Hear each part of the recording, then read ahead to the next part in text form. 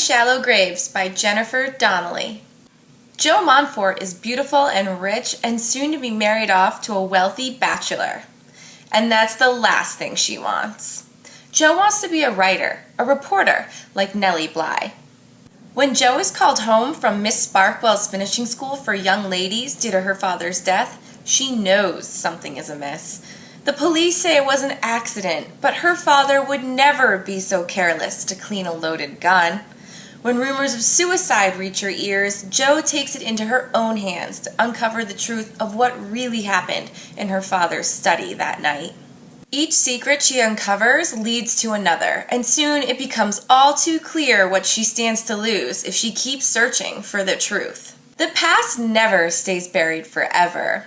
Life is dirtier than Jo could ever have imagined, and this time, the truth is the dirtiest part of all.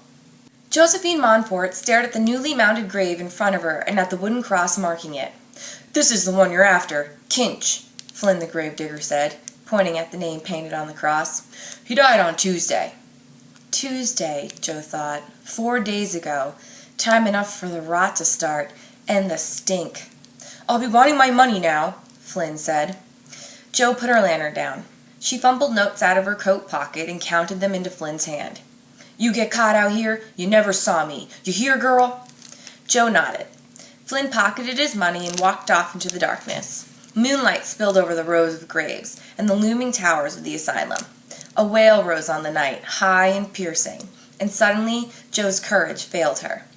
"Step aside, Jo, we'll do it. Oscar and me," Eddie said.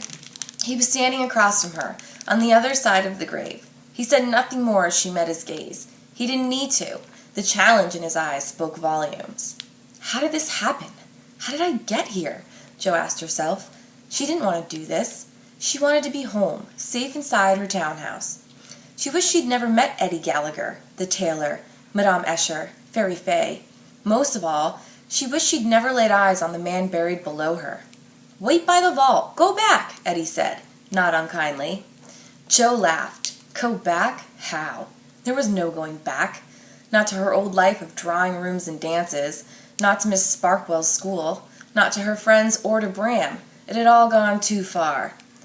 "Jo, you wait by the vault, Eddie," Jo said crisply. Eddie snorted. He tossed a shovel at her.